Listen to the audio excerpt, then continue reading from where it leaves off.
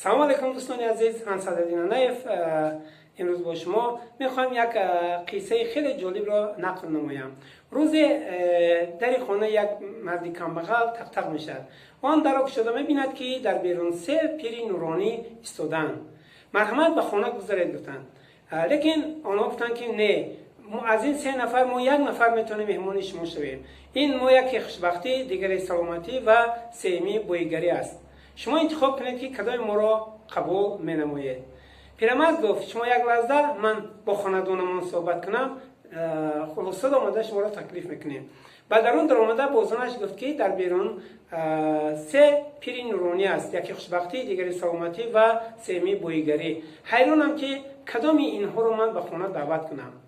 زنش مصلحت داد که خوب میشد که بویگری رو دعوت کنیم، چون که زندگی فقیرانه داریم، شاید با دعوت او زندگی ما خوب و بهتر شود. پیرمرد گفت رفت و سلامتی و خوشبختی ما قرض کرده روان چی گپ میشد. در این وقت دخترچه خردی داشتن گفتن پدرجان خوب میشود که شما سلامتی رو به خانه دعوت نمایید. آنها با این گپ دخترک رضا شدند و دهنی در رفته گفتند کدام شما اگر سلامتی باشید مرحمت مهمان خانه ما. وقتی که پیری نورانی که سلامتی بود وارد خانه شد، دو نفر دیگر نیز از دنبال او به خانه در آمدند. مرد فقیر گفت که من یک نفر دعوت کردم، شما برای چی به خانه می درآیید؟ آنها در جواب گفتند که در آنجای سلامتی باشد حتما ما نیز وارد آن خانه می شویم. با این عقل من گفتنی هستم که چند پیش ما نیز در یوتیوب یک کانال شدیم.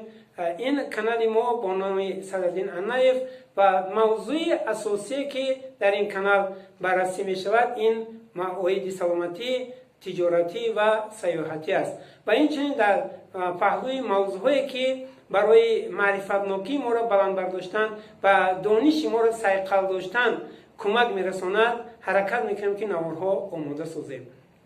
برای همین مصلحت میتونم که هر کسی که با کانال ما در میکوبد، یعنی که وارد کانال ما میشود، با ما پیوست میشود، باوری میکنیم که آنها در این شبکه میتونن هم سلامتی هم بویگری به دست آورده، تجارت خوب بنیاد کرده، امکانات های خوبی سیر و سیاحتی را نیز به دست بیارند.